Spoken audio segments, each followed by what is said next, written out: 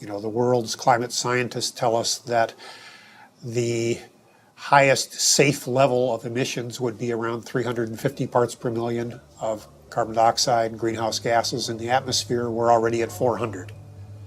They tell us that the sort of safest we could hope to do without having perilous implications as far as drought, famine, human conflict, major species extinction would be about a 2 degrees Celsius increase in temperature. We're rapidly approaching that, and with all the built-in carbon dioxide that's already in the atmosphere, we're easily going to exceed that. So on our watch, we are facing the next major extinction of species on the Earth that we haven't seen since the time of the dinosaurs disappearing. When whole countries go underwater because of sea level rise, when whole countries find that there's so much drought that they can't feed their population, and as a result they need to desperately migrate to another country or invade another country, we're going to have climate wars in the future. And what about livestock and animal agriculture? Well, what about it?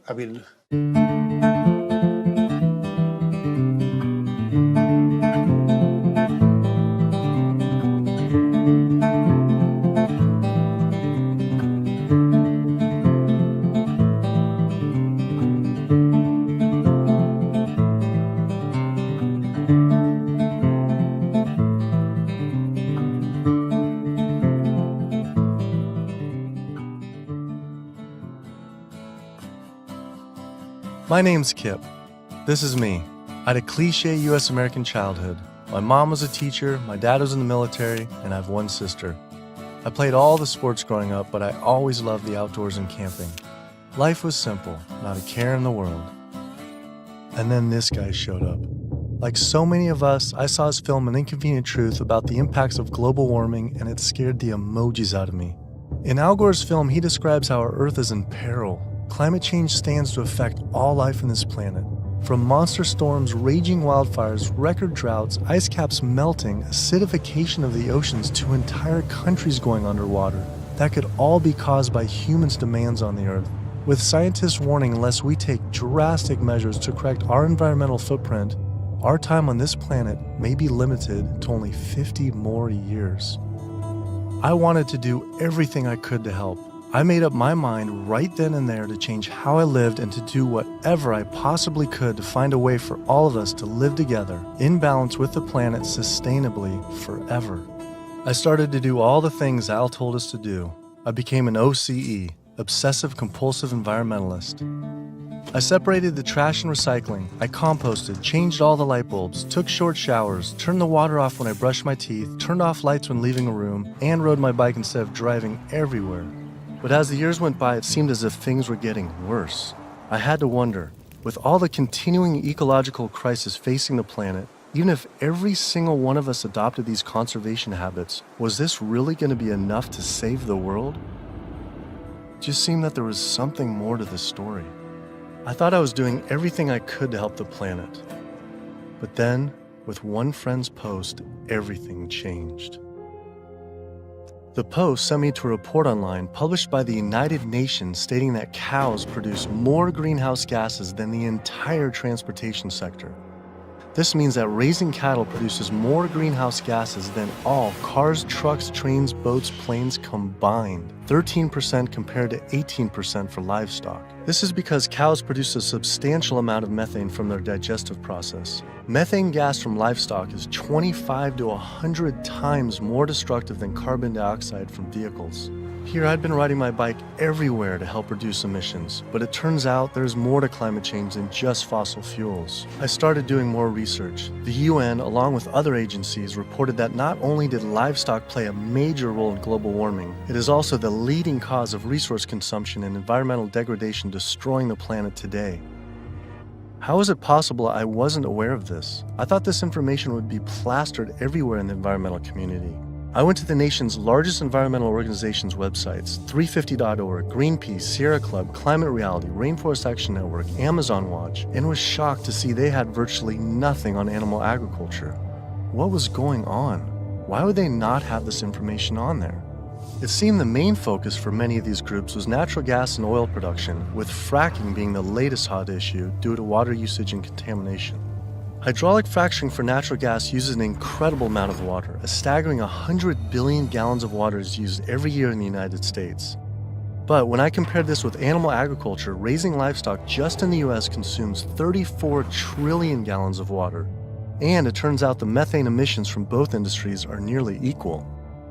Living in California, a state plagued by drought and water shortages, water use is a major concern for many of us. The average Californian uses about 1,500 gallons per person per day. About half of that is related to the consumption of meat and dairy products. So meat and dairy products are incredibly water intensive, in part because the animals are using very water intensive grains. That's what they eat. And so all of the water embedded in the grain and that the animal eats essentially is considered part of the virtual water footprint of that product. I found out that 1/4 pound hamburger requires over 660 gallons of water to produce. Here I've been taking these short showers trying to save water, and to find out just eating one hamburger is the equivalent of showering 2 entire months. So much attention is given to lowering our home water use, yet domestic water use is only 5% of what is consumed in the US versus 55% for animal agriculture. That's because it takes upwards of 2,500 gallons of water to produce 1 pound of beef. I went on the government's Department of Water Resources Save Our Water campaign, where it outlines behavior changes to help conserve our water, like using low-flow shower heads, efficient toilets, water-saving appliances, and fix leaky faucets and sprinkler heads, but nothing about animal agriculture. When I added up all the government's recommendations, I was saving 47 gallons a day. But still, that's not even close to the 660 gallons of water for just one burger.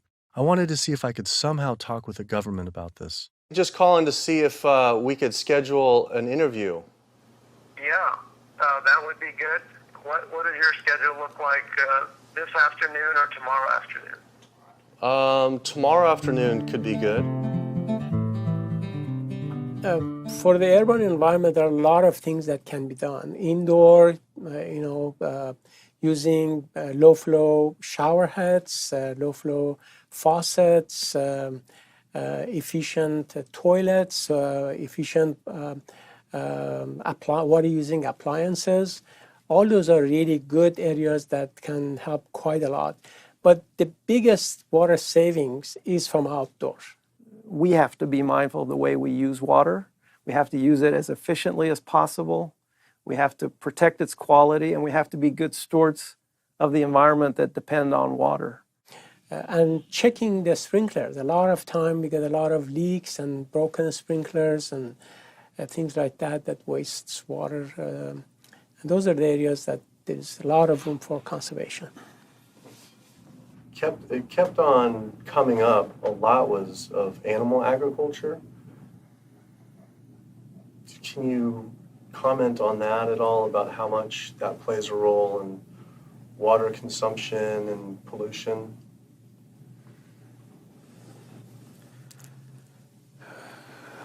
That's not my area. There's one study that found that 1 pound of beef, 2,500 gallons of water. Yeah. Yeah. Eggs is 477 gallons of water, and cheese almost 900 gallons. I mean, I guess it's one simple, why isn't it on Save Our Water? Just, it's kind of like if you went to someone's house and my neighbor has a faucet, dripping, and then you see this giant hose turn full blast until 660 gallons of water are shooting out into the street, flooding the entire street. I think I would say, hey, turn that off, please. It seems like it's a huge thing that we could be doing by far more than anything else. Just like, if that is really the case. I think that the water footprint of animal husbandry is greater than other activities. There's no ifs, and, or buts about it. That would be really powerful, just rather than waiting till we're in a drought. What do you think about just starting now, and whoever's in charge of the Save Our Water, hey, let's start encouraging people to eat less meat now, because these studies are coming out. I don't think that'll happen. Why? I don't think that'll happen. Why? Because of the way government is set up here. That's interesting, though. Why though?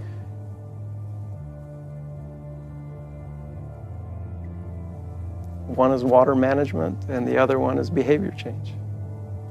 Behavior of taking showers and not watering your lawn and doing all that, that's behavior. Yeah. Wow. Clearly the government did not want to talk about this issue. Their inability to answer, along with the environmental organization's silence on the topic of animal agriculture, made it seem something more was going on. I started doing more investigating on the impacts of livestock and found out this situation was actually worse than I had thought. In 2009, 2 advisors from the World Bank released an analysis on human-induced greenhouse gases, finding that animal agriculture was responsible not for 18%, as the UN stated, but was actually 51% of all greenhouse gases. 51%. Yet all we hear about is burning fossil fuels. This devastating figure is due to clear-cutting rainforests for grazing, respiration, and all the waste animals produced. This makes animal agriculture the #1 contributor to human-caused climate change. But not only that, I found out raising animals for food consumes 1/3 of all the planet's fresh water, occupies up to 45% of the Earth's land, is responsible for up to 91% of Amazon destruction, is a leading cause of species extinction, ocean dead zones, and habitat destruction. Yet, the world's largest environmental groups that are supposed to be saving our world didn't mention this anywhere. I had to speak with environmental organizations to find out why they weren't addressing this issue. I sent off dozens of emails, made call after call, spent hours on hold. Days became weeks and weeks became months, and for some reason, no one wanted to talk to me about this. So bizarre. I supported these organizations for so long and now was met with silence. I was, however, able to connect with a handful of environmental authors and advocates that were willing to address this issue.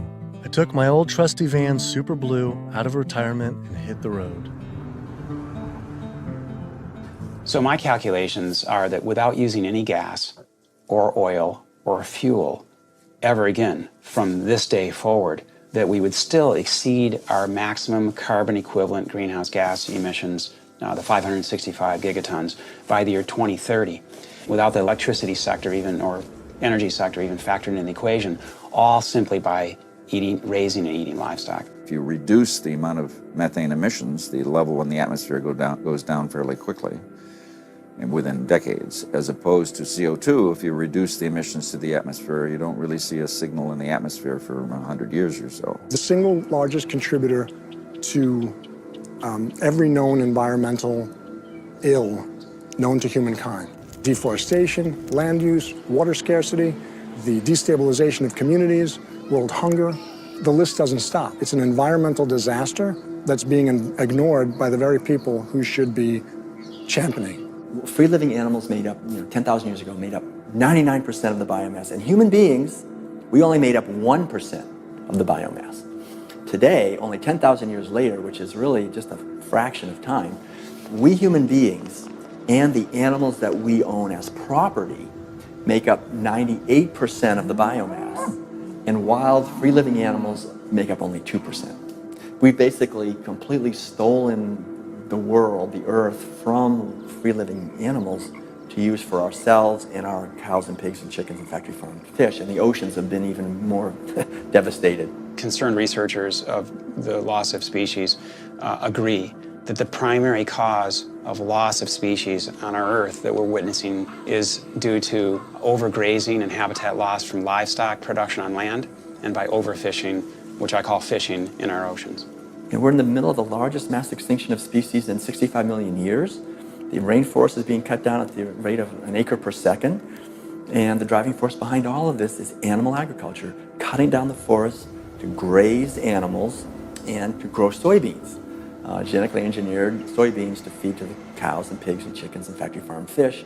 91% of the loss of rainforest in the Amazon area thus far to date, 91% that's been destroyed is due to raising livestock.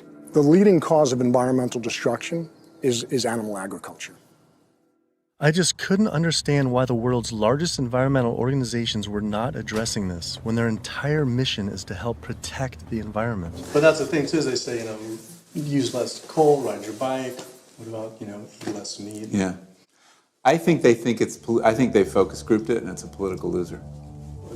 In terms of, because they're membership organizations, a lot of them. They're looking to maximize the number of people making contributions, and if they get identified as being anti-meat or challenging people on their everyday habits, that's something that's so dear to people that it will hurt with their fundraising.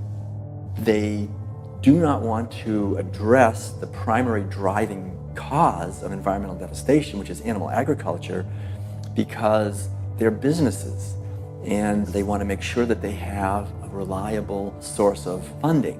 I went invited to a meeting with Al Gore and some years ago now, and made these methane arguments, and he was really pushed back. And that's just his argument. It's hard enough to get people to think about CO2. Don't confuse them. I think that the problem with a lot of organizations that are focused and have a laser focus don't go off message because they don't want to piss off another whole group of people that will make their lives difficult. If you listen to the majority of the major environmental organizations, they're not telling you to do much besides live your life the way you've been living it, but change your light bulb from time to time, drive less, use less plastic, recycle more. It's better for their fundraising and better for their profile to create a victim and perpetrator sort of plot line. It's like when we talk about the fact that when we have a dysfunctional family and the father is an alcoholic, that's the one thing no one talks about. Everybody goes around that, and yet it's the one thing that's causing the devastation in the relationships in the family, because no one wants to talk about it. How could these organizations not know? I mean, the issue is right in front of them. It's unmistakable at this point. And just like these organizations, they're falling over themselves to show the general public that climate change is human caused. And in doing so, they completely fail to see what's right in front of them, that animal agriculture, raising and killing animals for food, is really what's killing the planet. That was it. No more emails, no more phone calls. I had enough. I realized if I wanted answers, I would have to go to these organizations' headquarters in person. Hi, how's it going? We're doing a full-length feature documentary, and it's on sustainability and animal agriculture plays a role. And we're seeing if we could talk to David Barr. Barr? Yeah. Okay. Do you have an appointment with him?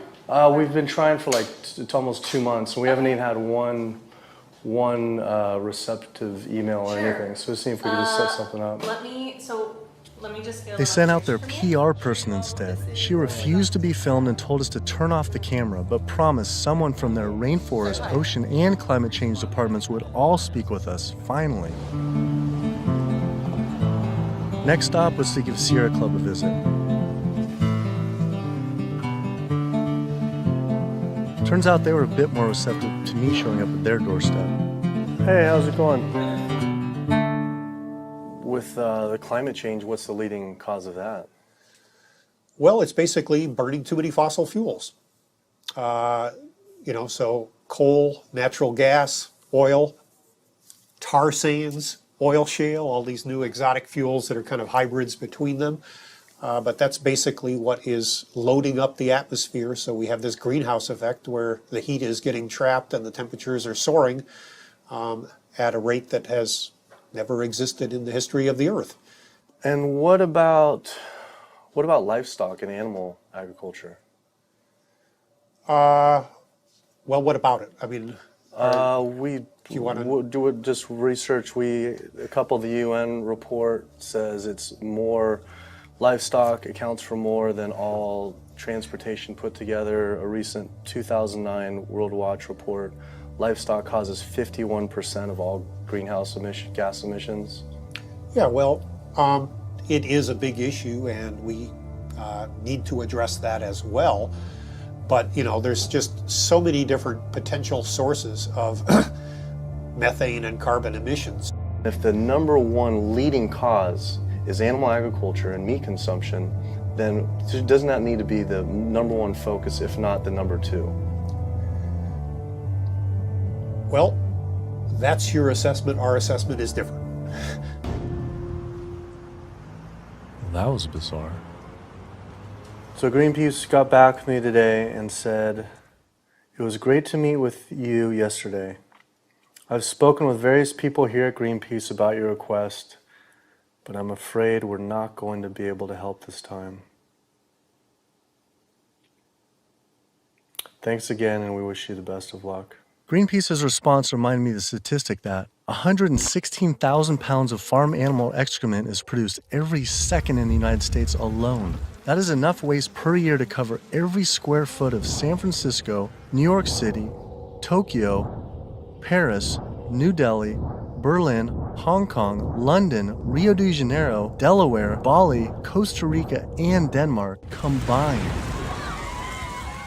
Livestock operations on land has caused created more than 500 nitrogen-flooded dead zones around the world in our oceans, comprise more than 95,000 square miles of areas completely devoid of life. So any meaningful discussion about the state of our oceans has to always begin by frank discussions about land-based animal agriculture, which is not what our conservation groups, Oceana being the largest one in the world right now, the most influential, as well as others, that's not what is at the apex of their discussions. I went on my favorite ocean protection organization's website, Surfrider Foundation, to see what they were doing about this. Mostly what I found were campaigns about plastic bags and trash, but nothing about animal agriculture. What is the number one coastal water quality issue polluter? I mean, a lot of it, it's actually, we call it the toxic cocktail, because it really is this sort of diffuse source. So it's, heavy metal from tires and brakes and cars, heavy metals. It is these herbicides and pesticides. So it's really it's kind of picking up the everything we leave on the ground and collecting it together and pushing it out into the ocean. So it's hard to actually target one thing. When we're doing our research on this particular one and runoff, and just kind of increasingly as we're interviewing more and more people, it keeps coming up. The animal agriculture as being, and we read animal agriculture as being the number one water polluter, considerably by more than any other. Yeah, that's interesting. I think, I guess it depends on the regions that you focus on, like the urban areas, which is sort of like where we are here in Southern California. We don't see that because there's not a lot of sort of agricultural farms. But if you look in the mid-Atlantic, sort of Maryland, Virginia, North Carolina, that region, I know there's a lot of poultry farms and a lot of hog farms, and it's a huge waste issue. I was surprised that not only did they not focus on farm runoff, but they also didn't mention any campaigns about how our oceans are in near collapse. The UN reported that 3/4 of the world's fisheries are overexploited, fully exploited, or significantly depleted due to overfishing. The oceans are under siege like never before, and marine environments are in trouble. And if we don't wake up and do something about it, we're going to see fishless oceans by the year 2048. That's the prediction from scientists. The fact that when people look at fishing, sometimes they're only looking at the fact of the animals who are actually consumed by humans, and we're not necessarily looking at all the animals who are caught in the drift nets, all the other animals who are killed in the industry. And when you look at even the shrimping industry has done a lot to devastate the planet as well in terms of breaking down natural barriers that we have to protect the islands. We're at over 28 billion animals were pulled out of the ocean last year. They're not ever given a chance to recover. They can't recover. They don't multiply that quickly. They don't, they don't come back. We're not giving them an opportunity. The oceans are in complete collapse. The large fish species are nearing extinction. The way fishing is done today to feed the demand for 90 million tons of fish is primarily through massive fish nets. For every single pound of fish caught, there's up to 5 pounds of untargeted species trapped, such as dolphins, whales, sea turtles, and sharks, known as bykill. If we were to imagine this same sort of practice happening on the African savanna, targeting gazelle, but in the process scooping up every single lion, giraffe, ostrich, and elephant, nobody would stand for it. Yet, this is what is happening in our oceans every single day. Between 40 and 50 million sharks each year are killed in fishing lines and fishing nets as bykill. then their fins might be cut off or not cut off, but they're caught initially as bykill, and it's from fishing. It's from fishing in a sustainable manner, in many cases, for fish that are labeled sustainable by, for instance, Oceana and these sustainable certified organizations. So my thought is that why would we want to stop at banning shark fin soup if you're concerned about sharks, which all these organizations are, and most of the public at large is now. If we really are concerned about sharks, we would ban fishing. I went on the world's largest ocean conservation group's website, Oceana, to see what they were doing about this. On their site, along with a TED Talk by CEO Andy Sharpless, I was astounded to read they actually recommend that one of the best ways to help fish is to eat fish. With the world's fish population in near collapse, this seems like saying the best way to help endangered pandas is to eat pandas. I couldn't understand how Oceana could say we could remove close to 100 million tons of fish per year, and that could somehow be sustainable and good for our oceans. Many of the species that are nearing extinction have done so, are being ravaged and becoming nearly extinct in a declining fashion and haven't recovered on the watch of Oceana and on the watch of Marine Stewardship Council, and very much on the watch of Monterey Bay Aquarium Seafood Watch, which I mentioned in one of my lectures. That's they're aptly named because that's what they're doing. They're sort of watching this happen instead of aggressively halting it. I mean, according to the United Nations Food and Agriculture Organization, roughly 3/4 of all the fisheries out there are either fully exploited or overexploited. So there's really not a whole lot of fish stocks out there that you might consider at healthy levels for the ecosystem. Watching Andy's TED Talk gave about feeding the world. In 1988, fish catch, as you mentioned, peaked at 85 million tons. How is it possible that we can sustainably catch 100 million tons by 2050, regardless if it's in a farm or if it's in the ocean? If for every pound of fish you're taking out, you're essentially taking out 5 pounds of wild fish, no matter whether it's a pond or it's in the ocean. How can that be sustainable?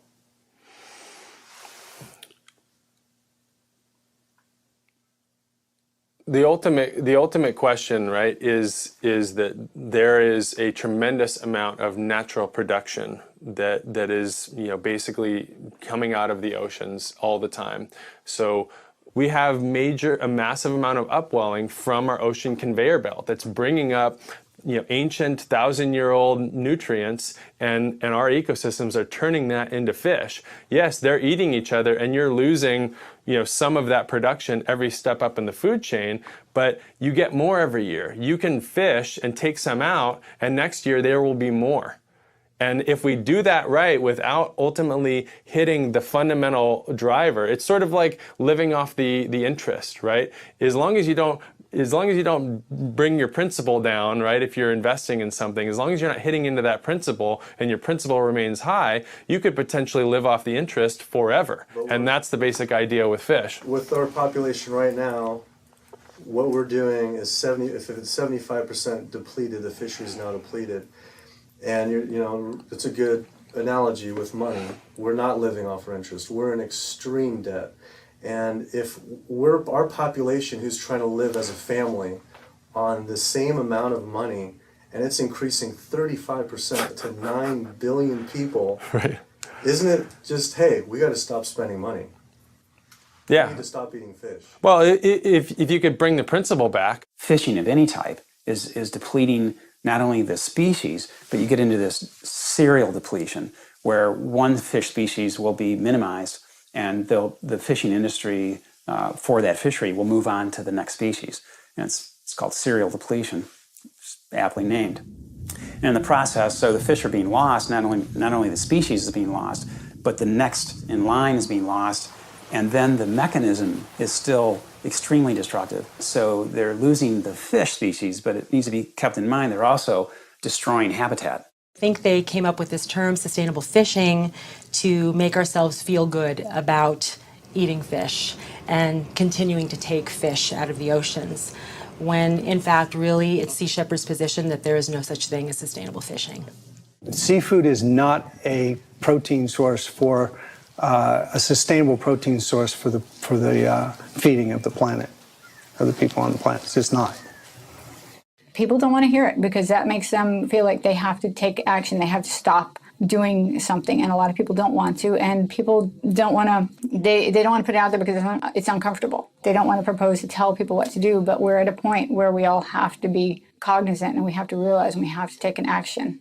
Our founder, Captain Watson, likes to say, if the oceans die, we die. That's not a tagline, that's the truth. Perhaps the only other ecosystem that is being destroyed at such a rapid rate are the world's rainforests. Our global rainforests are essentially the planet's lungs. They breathe in CO2 and exhale oxygen. An acre of rainforest is cleared every second, and the leading cause is to graze animals and grow their feed crops.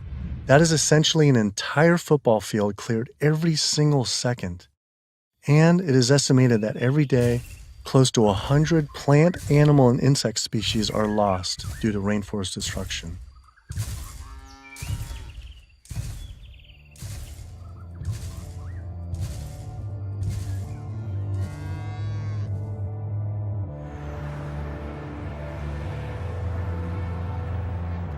What is the leading cause, absolute leading cause of rainforest destruction? Human intervention into rainforests is the leading cause. And so it's either for logging or it's for agribusiness. And that's when you're looking at the top global drivers, it will vary a bit by the rainforest that you're talking about. But the way that we're choosing to use these natural resources on a large industrial scale is the leading driver. When I went on Rainforest Action Network's website, I couldn't believe I didn't see anything about cattle. But I did see they had a large campaign against palm oil. Palm oil plantations are causing tremendous deforestation in the Indonesian rainforest. It is estimated that palm oil is responsible for 26 million acres being cleared. Though, compared to livestock and their feed crops, they were responsible for 136 million acres of rainforest lost to date. But on their website, I was shocked to find cattle was not included as one of their 4 main key issues. Instead, they focused on palm, pulp and paper, coal, and tar sands. How could they not have the leading cause of rainforest destruction? I had to wonder, why focus on fossil fuels and not cattle? Is it more fossil fuels or is it more animal agriculture? I don't know why we would ever do a one or the other. I'm just wondering, what more is it? I don't necessarily know what it is. Could the executive director of one of the world's largest rainforest protection groups honestly not know what was going on? Or even worse, were they hiding it on purpose? And if so, why? I immediately went to Amazon Watch to see if they would say what the leading cause of rainforest destruction truly is. The most biologically and culturally diverse place on the planet is under massive attack right now. The Amazon rainforest itself could be gone in the matter of the next 10 years. What is the leading cause of rainforest destruction? The leading cause of rainforest destruction, I would say, well, just to put it into the context of what Amazon Watch works on, there's many drivers of deforestation, as we call them. Many different reasons and ways that the rainforests are destroyed.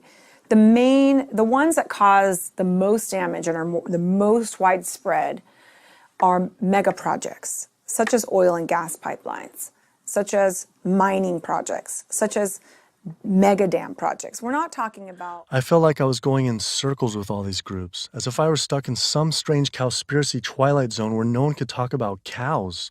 I couldn't believe these organizations just wouldn't say what the leading cause of rainforest destruction truly is. I had to ask one more time.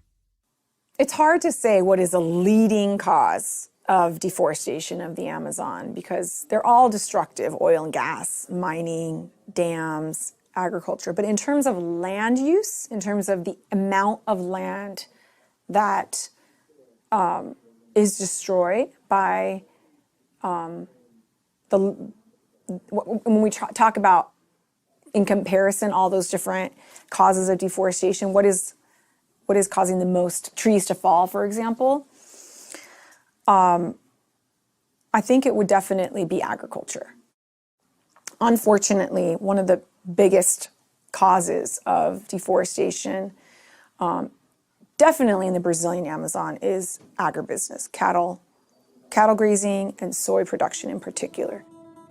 This is really what's going on. Why do you think that's like no Greenpeace or no one's really saying the whole story? The whole story about one of the main cause of deforestation. And I think you brought up some really good points about why isn't anybody doing anything about this? And I think in Brazil in particular, I think when we look at what happened after the forest code was passed, and people who were standing up against the lobbyists and the interests, the special interests, the cattle industry, the agribusiness industry, what was happening to them? A lot of people who were speaking out got killed. And if you look at, say Carlos, you look at Claudio, there's people who are putting themselves out there and saying, cattle ranching, is destroying the Amazon. A lot of those people who are really putting themselves out there, and look at Dorothy Stang, the nun who lived out in Pará, who was killed. A lot of people will speak up. A lot of people just keep their mouths shut because they don't want to be the next one with the bullet to their head. Sister Dorothy Stang was a U.S.-born nun living in the heart of the Brazilian rainforest. Her life's work was to protect the Amazon.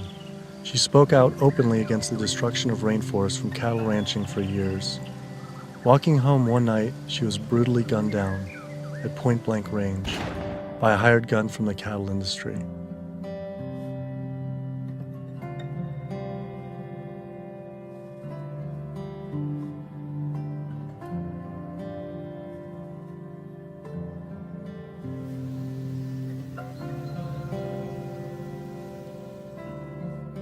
After Greenpeace's initial denial for an interview, I wrote again, begging they reconsider. Greenpeace got back again and said again, I'm afraid we've explored the options here in terms of helping you and are not going to be able to be involved this time. You mentioned you were also speaking to Oceana. I'm sure they'll be able to give you some great quotes about ocean-related issues. Thanks again for thinking of us. Unbelievable. With Greenpeace unwilling to be interviewed, I had to find a different avenue for answers. There's something really fishy going on over there. Fortunately, I found a former Greenpeace board of director who now speaks openly about the industry. Environmental organizations, like other organizations, are not telling you the truth about what the world needs from us as a species. It's so frustrating when the information is right before their eyes. It's documented in peer-reviewed papers and journals. It's there for everybody to see, but the environmental organizations are refusing to act. Nowhere do you find in their policies, and nowhere do you find in the Greenpeace mission that diet is important, that animal agriculture is the problem. They are refusing, like other environmental organizations, to look at the issue. The environmental community is failing us, and they're failing ecosystems. And it's so frustrating to see them do this. NRDC, the Earth's best defense. All right, so here they actually do have a few things on animal agriculture. The leading cause of environmental degradation is too much pollution and too many engines churning too fast in too many places around the globe. Lately, in 2009, a World Watch report that livestock causes 51% of greenhouse gas emissions, and transportation is around 13, and then the low end, the UN was around 18 to 30, which is more than all transportation, all put together. Internationally or nationally? Yeah, I think energy production and transportation are still major sources. So I think, I guess I'm not going to comment on that because I'm not familiar with those numbers. So it's, don't quote me on this, but that's cow farts. That's what, I think what that is. I think that's cow farts.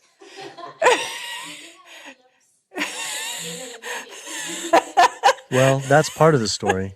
Methane production from cows and other livestock's flatulence is a major contributor, but mostly it is due to deforestation and the waste they produce, which is 130 times more waste than the entire human population, virtually all without the benefit of any waste treatment.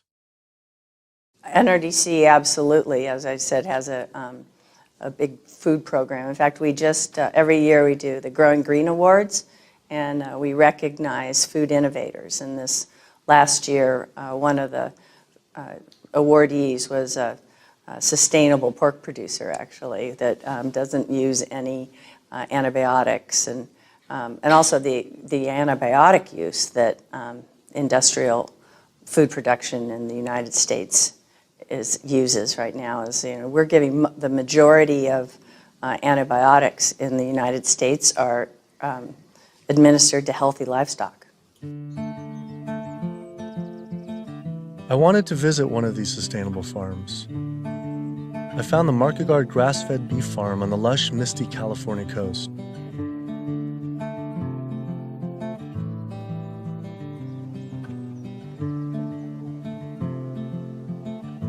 I met Eric and Donegal Markegard and their 4 children. Leah and Larry are usually up at 6 and out, milking the cows, slopping the hogs.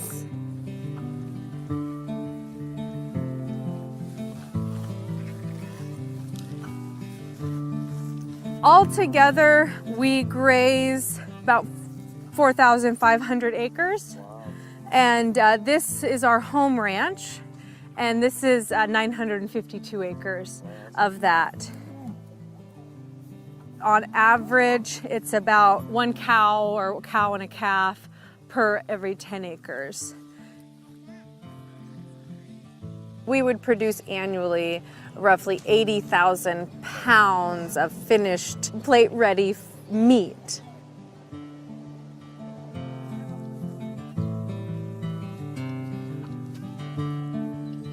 We keep about 10 pigs in roughly a 50-acre area, and we move them around in 10-acre pastures. Some people think that pigs are dirty and gross, but I really like them. They know people, and they'll be friends and really nice. And they could be like your best friend, or could be like your sister. See? They know you when you get to know them. I mean, I shouldn't be bonding, but you have to have nice bacon. Why shouldn't you bond with them? Well, because they're gonna turn into bacon. Oh. But these pigs are about 7 months old now. So these bigger ones are getting ready to be killed. Those 2 smaller ones there, they could grow up a few more months. I love animals, and that's why I'm in the meat business. It's what more of society needs to see, is that packaged piece of meat is a living animal, living and breathing creature that, yeah, it's hard. It's hard. But like what Donegal said earlier, we do it because we love them. With the land use, there's anywhere between, with industrial, as low as 2 to 2.5 acres per cow, all the way up to some, depending, it's not as lush as this, up to 35 acres. Yeah, we have a ranch in South Dakota that's 50 acres. 50 acres per? Yeah, it's about 50 acres, yeah. And why is that? Same thing, it was just farmed and robbed of all the nitrogen, the land also was abused, seasonal, and right? it's also seasonal. Is it possible, and is it practical for the whole world to, say, have grass-fed cattle? In, like, say, Brazil, where 80% of the rainforest was destroyed for cattle. What are your thoughts on that? They shouldn't be eating beef. If their environment wasn't designed to raise beef, then they shouldn't be eating it. Yeah. How do you offset the carbon footprint of livestock?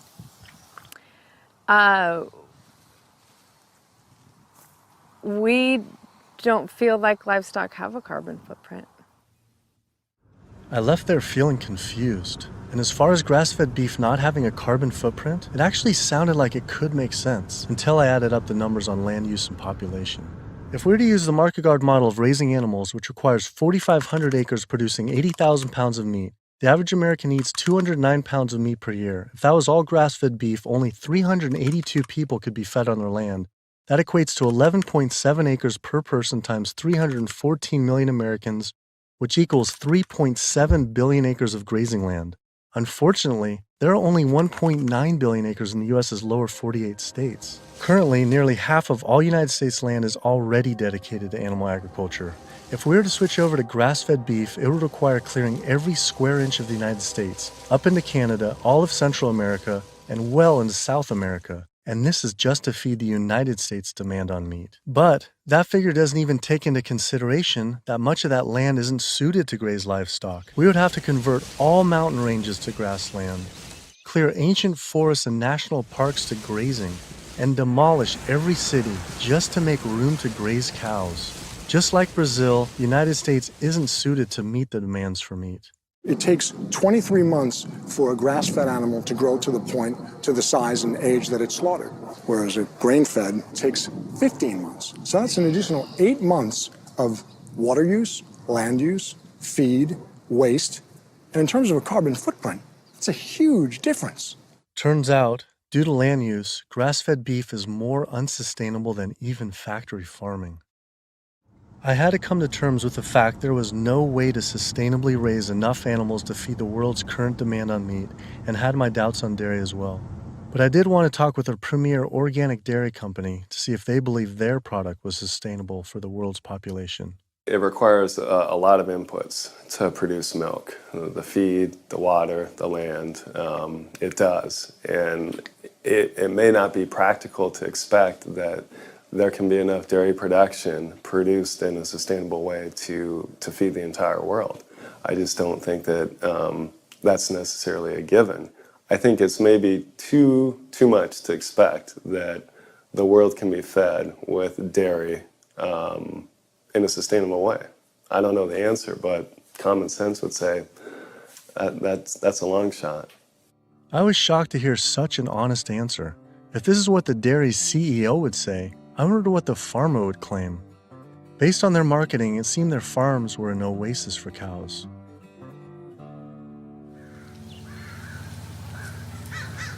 It was not what I expected.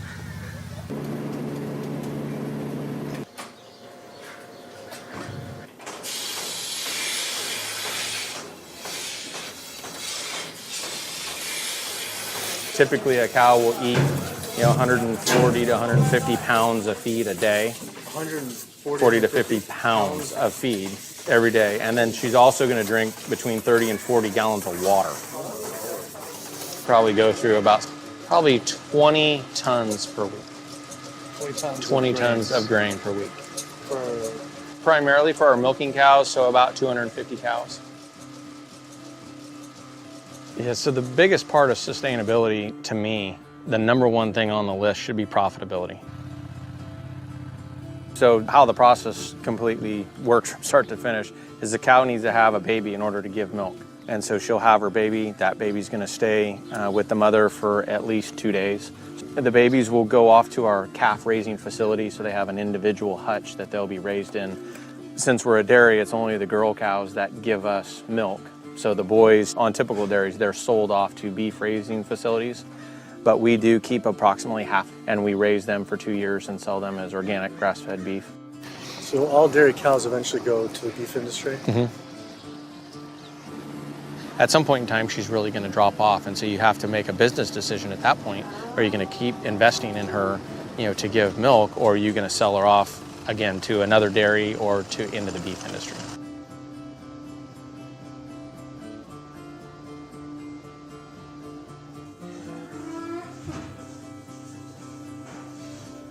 There's very few places on this planet that have this type of environment. But the demand on dairy-based protein in the world is only going to increase. And there's not enough land on the planet to do this type of dairying around the world. It's just the environment is not going to be that way. The land's not there. So I guess on a global scale, a conclusion would be dairy is not sustainable. Unless we start digging up houses and putting pastures back. And the only way to start digging up houses and development is to have less people. We only know that population is going to continue to grow. So that means more commercial dairying, I'm sure. Either that or some lower demand by the people. Yeah, or some other product's going to take its place. I mean, we see there's all sorts of soy milks and almond milk and a lot of other products that are coming out and different blends. Where you take juices and proteins, and I think you'll see a lot more of that. He was right. How could cow's milk be sustainable? For when 1 gallon of milk, it takes upwards of 1,000 gallons of water to produce. Doing research on grass-fed livestock, I kept coming across the work of Alan Savory. Almost a third of the planet's land is becoming desert, with the vast majority due to livestock grazing. Savory claims that the best way to reverse this desertification is to actually graze more animals. This reminded me of Oceana saying the best way to help fish is to eat fish. This is the same man, during the 1950s, working as a research officer for the game department of what is now Zimbabwe, came up with a theory, in spite of scientific evidence, that actually elephants were the cause of desertification there. And his solution was convincing the government to kill 40,000 elephants. Yet, after 14 years of relentless slaughter, the conditions only got worse. His theory was wrong. The culling finally ended, but not until tens of thousands of elephants and their families were killed. This is not someone I would ever take ecological advice from.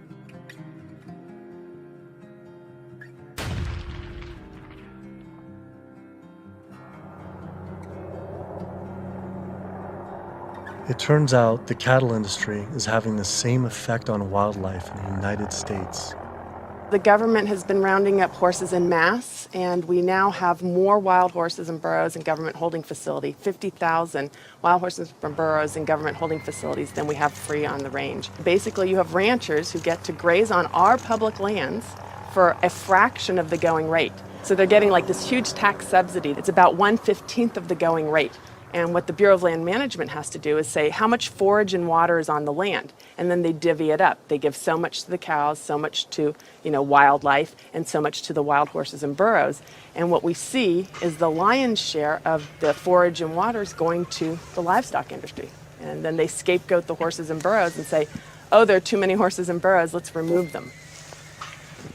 I always tell people that wild horses and burros are just one of the victims of the management of our public lands for livestock, because we also see the predator killing going on. We know wolves are now being targeted by ranchers to get rid of wolves. USDA has aircraft, and all they do is aerial gunning of predators. So all a rancher does is call up and say, I've got a coyote here. They'll come over and they'll shoot the coyote, or they'll shoot the mountain lion, or they'll shoot the bobcat. And this is all for ranching. In Washington State, after cattle were found to be attacked on public lands where they were grazing under permit, Washington State decided to kill the entire wedge pack of wolves. And those wolves were not introduced. They had in-migrated from Canada, but they're no longer there. It starts at the local level with the Bureau of Land Management, but then it goes all the way to Congress. And we see Congress sitting there willing to allow this type of mismanagement of our public lands to continue. It is the insistence of and the lobbying power of the animal agriculture industry that continues to see wolves killed, continues to see an insistence that predators be maintained at a low level that does not benefit ecosystems. I've seen so many pieces of land, I've looked at so many environmental assessments from the Bureau of Land Management where they say the rangelands are not meeting standards. And they say straight up, livestock grazing is a cause for not meeting range standards, and yet they will continue to allow livestock grazing. They're at the very core of making sure that cougars are treed by hounds, and that wolf packs are run down, and that hunting seasons are opened up year-round, and that traps are set so that they can suffer. If anyone cares about wild horses and wildlife and public lands and the environment, you can't ignore the livestock, the impact, the negative impact that livestock grazing is having on our public lands in the West. I've added up the costs of animal food production that the producers don't actually bear themselves. These are the hidden costs or the externalized costs that they impose on society. And those are in categories like healthcare, environmental damage, subsidies, damage to fisheries, and even cruelty. If you take those externalized costs, which are about $414 billion, if the meat and dairy industries were required to internalize those costs, if they had to bear those costs themselves, the costs of the retail prices of meat and dairy would skyrocket. So a $5 carton of eggs would go to $13. A $4 Big Mac would go to $11. The problem with these externalized costs being imposed on society is that whether you eat meat or not, whether you're an omnivore or an herbivore, you are paying part of the costs of somebody else's consumption. So that when somebody goes into a McDonald's and buys a Big Mac for $4, there's another $7 of costs that's imposed on society. I'm paying that. You're paying that, whether you eat meat or not. When you really look at who's benefiting and who's lobbied for this system of agriculture, it's the largest food producers in the country and the largest meat producers. And once they become so large and wealthy, then they can dictate the federal policies around producing food because they have so much political power. Was this why Al Gore, even during his vice presidency, never addressed the issue of animal agriculture and failed to talk about it in his film, An Inconvenient Truth, or his organization, the Climate Reality Project? Was this truth just too inconvenient for even him? I felt let down by the man who inspired me on this entire path. I knew I needed to talk to an animal agriculture lobby group to see what they had to say. If they could silence the government, are they influencing and possibly have connections to these environmental groups as well? Animal Agriculture Alliance, one of the biggest livestock lobby groups in America, has agreed to an interview. Greenpeace won't give us an interview, but Animal Agriculture Alliance has agreed to an interview. Now that is saying something.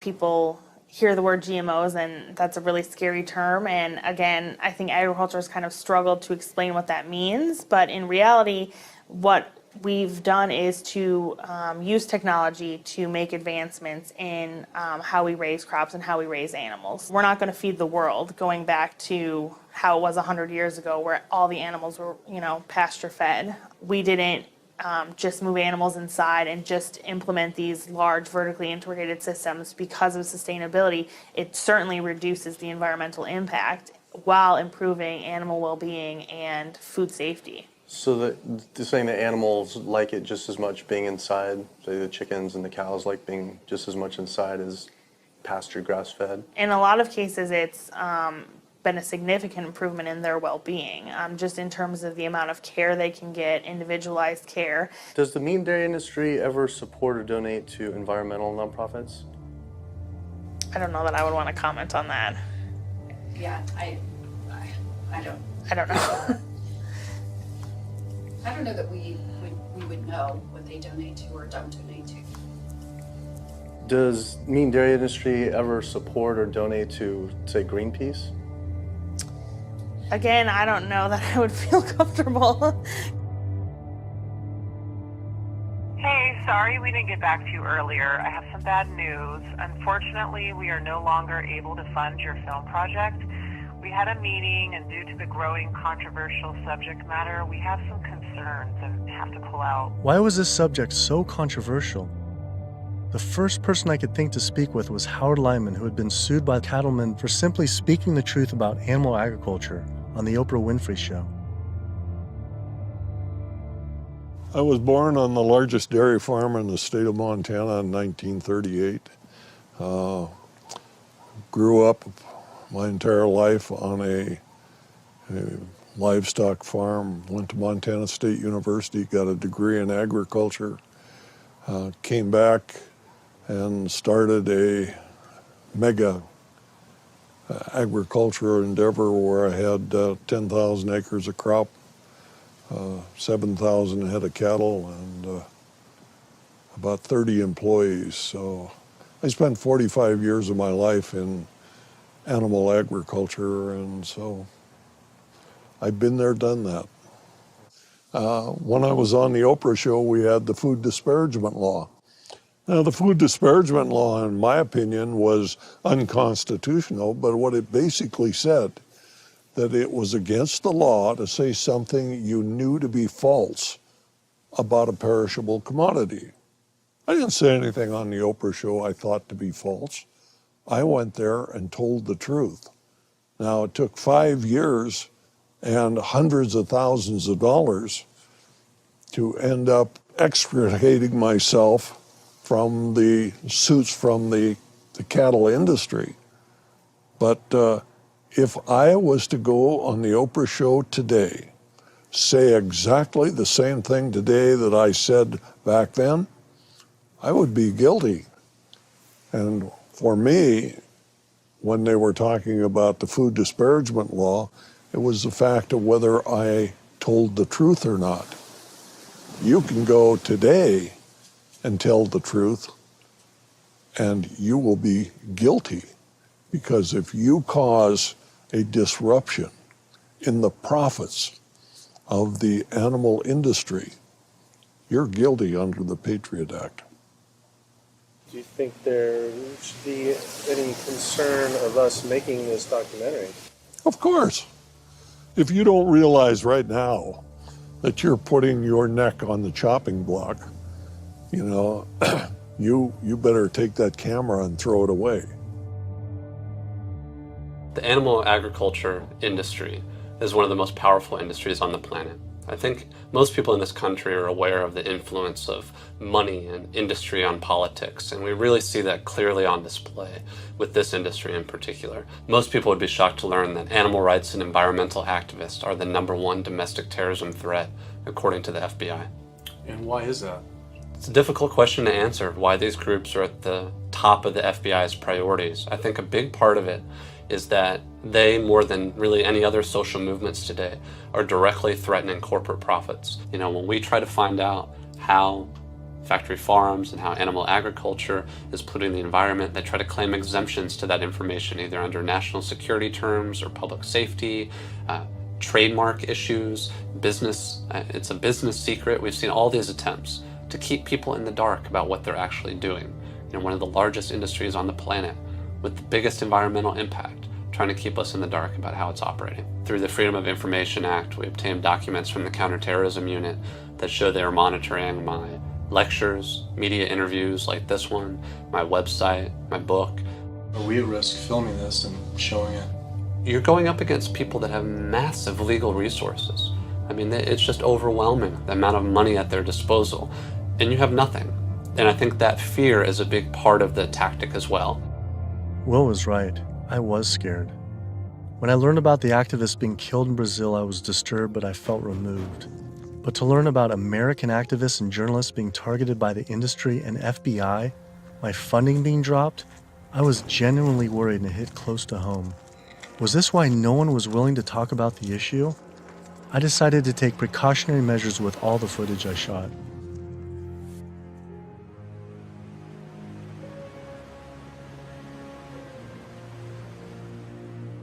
I was beyond frightened to imagine what could possibly happen if I pursued this subject any further. It seemed the only decision to make was to put down the cameras and walk away.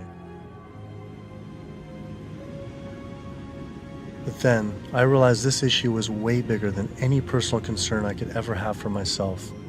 This was about all life on Earth hanging in the balance of our actions, and that you either live for something or die for nothing. And I actually had no choice all along. I decided then to surrender not to fear from a secret, but rather to a cause towards truth. I couldn't be like these environmental organizations and sit silently while the planet was being eaten alive right in front of our eyes. I had to stand up and continue on.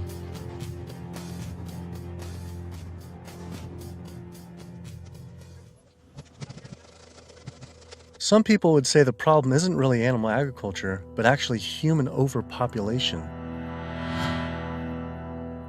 In 1812, there were 1 billion people on the planet. In 1912, there were 1.5 billion. Then, just 100 years later, our population exploded to 7 billion humans. This number is rightly given a great deal of attention, but an even more important figure when determining world population is the world's 70 billion farm animals humans raise. The human population drinks 5.2 billion gallons of water every day and eats 21 billion pounds of food.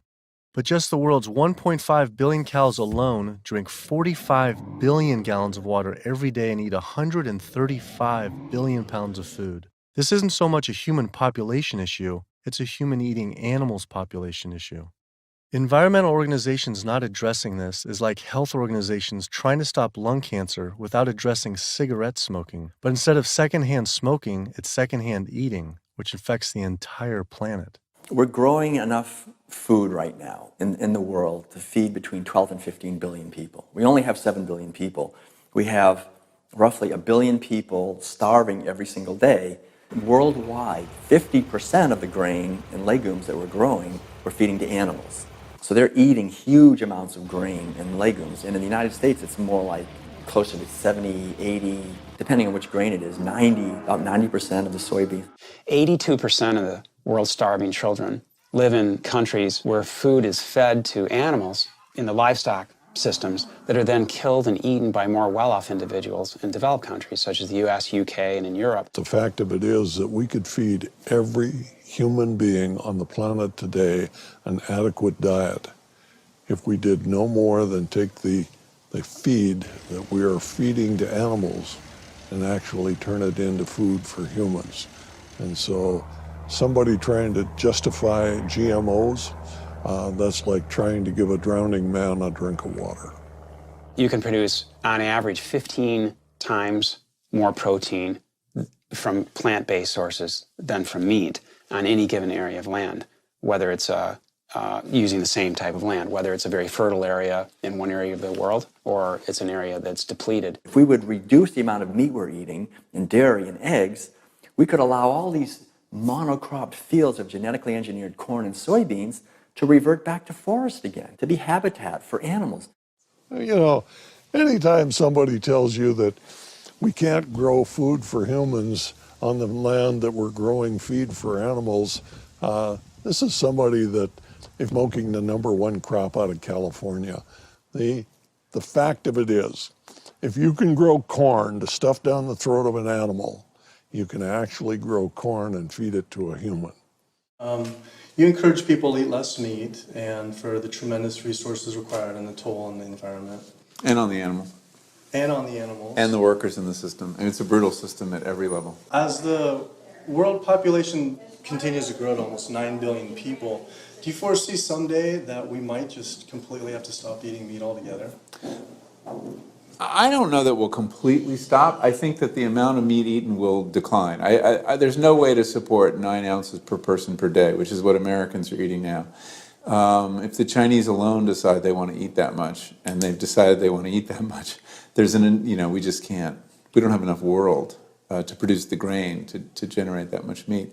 I think a plant-based diet is the most sustainable. But what do you recommend for 9 billion people can eat for the planet to not only sustain but to thrive? Would you throw out a number like an ounce, 1 ounce? Per meat? And including dairy, like. Yeah, I don't think I don't know enough. But yeah, it would be on the order of a couple ounces a week. It's not going to be the way we're eating it now. We're gorging on meat. We're eating huge amounts. And does that include cheese too? Like Yeah. 2 ounces total? Yeah, cheese and milk. 2 ounces a week. Only 2 ounces a week seem like nothing. People could probably raise that in their own backyard. Maybe backyard farming was a sustainable solution. I have 42 ducks. I started off with 3 ducks 3 years ago, and then those burdened into a population. I buy a 75-pound bag of seed, and that seed bag will last me right now about 2 weeks. The ducks now that we're going to be culling are about 2 years old. When you're living with them, they get used to you. They're not intimidated or whatever, and so they make all their vocal sounds like natural. Go down. Easy, easy, easy, easy. Okay. Now we're gonna keep you. Run. These two go first. Being smart-wise, compared to a chicken, they're probably the same.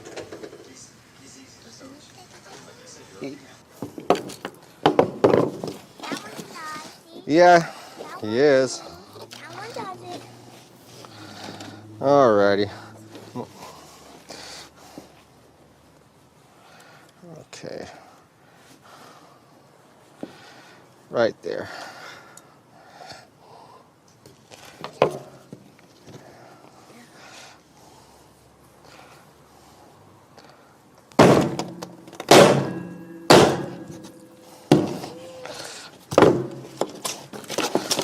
That's going to be a little gruesome. Hmm? How could that still be alive? They're not. That's nerves, a nerve reaction. 5 years old or something like that, I think it was the first time my dad came out and made us watch as we did rabbits. And we'd raise probably a couple dozen rabbits each year. And then we would take those rabbits and skin them and clean them up and keep them for food. As a young kid, I was kind of, I don't want to say it was hard, but it was kind of, from my memory, because some of the rabbits I had named, so it was kind of like going, you're like going, but after doing it a couple of times, you kind of just learn it's just something that has to be done.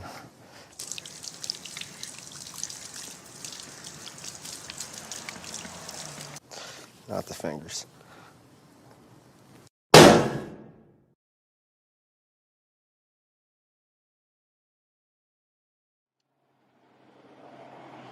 just can't do it. I don't think I could have someone else do it for me. If I can't do it, I don't want someone else doing it for me. And then sustainability, 75 pounds is 2 pounds per, so it's a pound per week per duck. 52 weeks, 110, so it's 110 pounds of food for 1 to 1.5 pound of meat. So on a sustainability issue, it's 100 to 1. And that grain gets, who knows where that grain comes from. But I mean, when it gets to this point, it's not even about sustainability. It was just, I don't feel real good inside. It's the first time I've ever seen that. So, kind of, yeah. I had been so caught up in the destruction caused by animal agriculture, I realized I had never truly dwelled on the obvious reality that every one of these animals was killed. It was always a disconnected, abstract fact of eating meat, but when it became personal, face to face, the story changed. I had already scheduled weeks in advance to film another backyard slaughter of a chicken that stopped producing eggs. I didn't know how I was going to possibly go through another slaughter. So I didn't.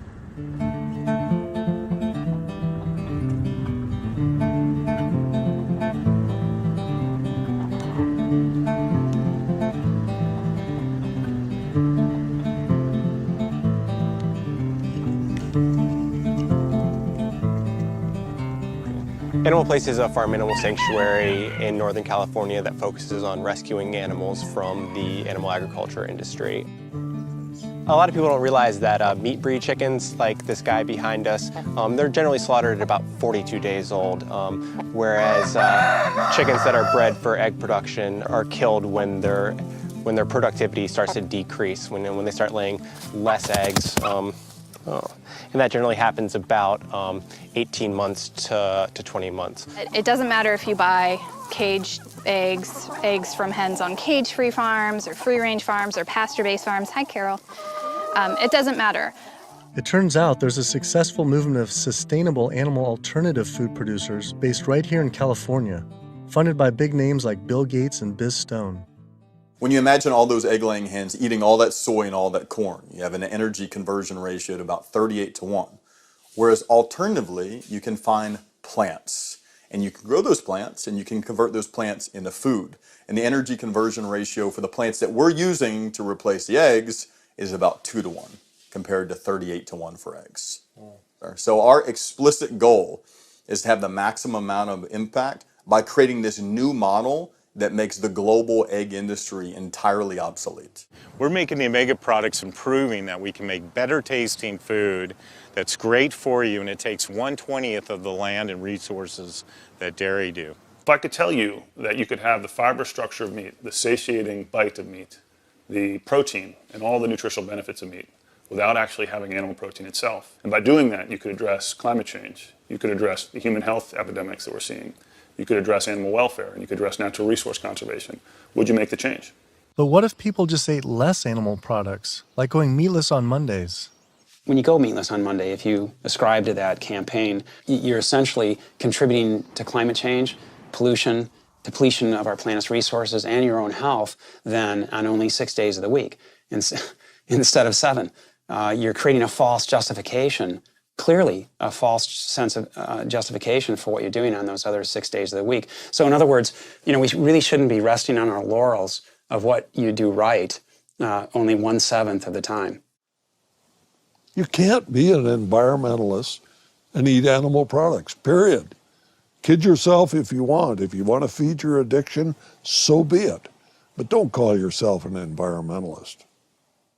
I knew I had to stop eating all animal products.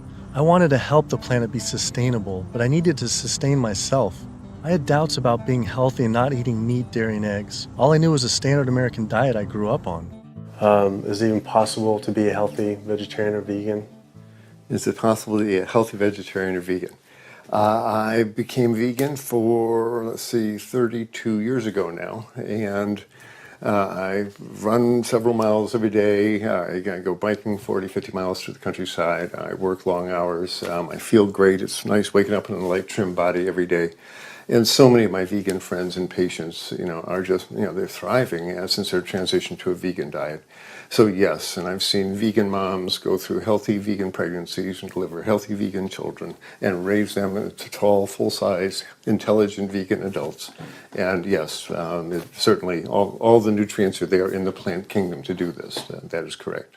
Think anyone should be consuming dairy?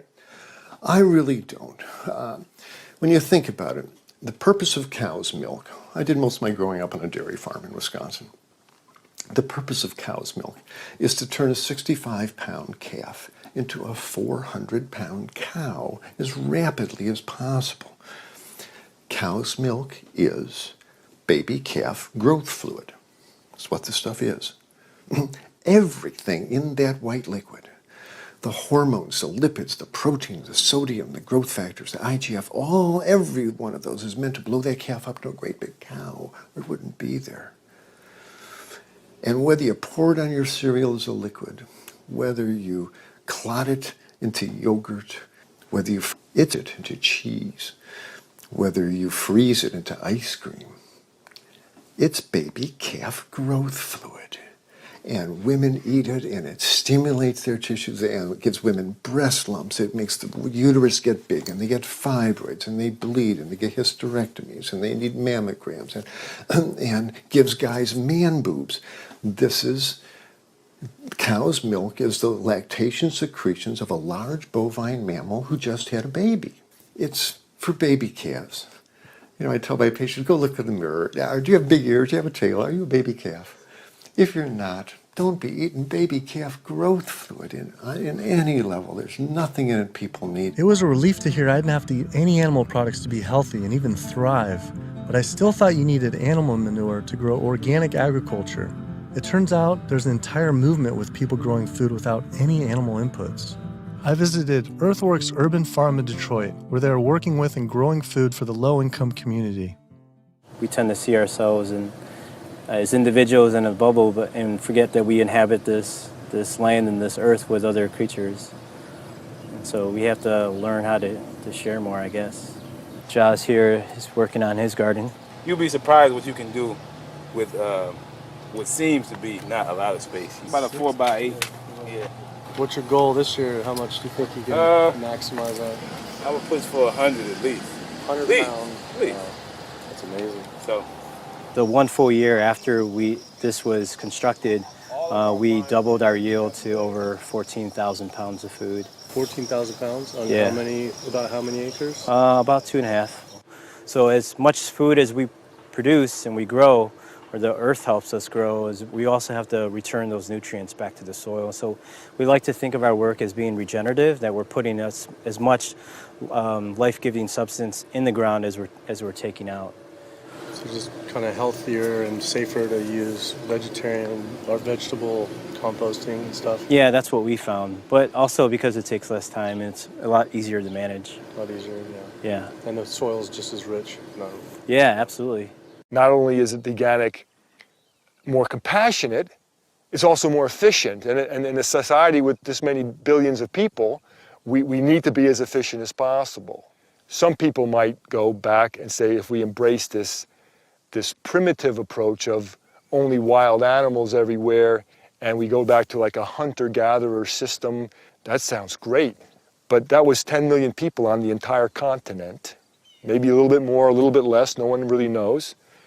Today, now, we have what? We have 320 million in the US, 25 million in Canada, another 100 and so many million in Mexico. So North America is up to almost 450 million people. Trying to figure out a way to bring animal agriculture in balance with 450 million hungry people is impossible. This is amazing. I didn't believe it when I first learned it, but 216,000 more people are born to the planet every day. Every day. It's extraordinary. But what's really extraordinary is you need, per day, 34,000 new acres of farmable land. It's not happening. To feed a person on an all-plant-based vegan diet for a year requires just 1/6 of an acre of land. To feed that same person on a vegetarian diet that includes eggs and dairy requires 3 times as much land. To feed an average U.S. citizen's high-consumption diet of meat, dairy, and eggs requires 18 times as much land.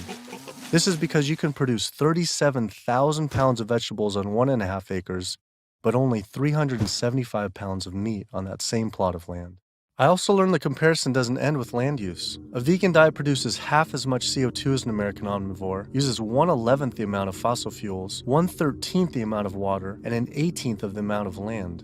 After adding this all up, I realized I had the choice every single day to save over 1,100 gallons of water, 45 pounds of grain, 30 square feet of forested land, the equivalent of 20 pounds of CO2, and one animal's life, every single day. If we all, as a society, did go vegan and we moved away from eating animal foods and toward a plant-based diet, well, what would happen?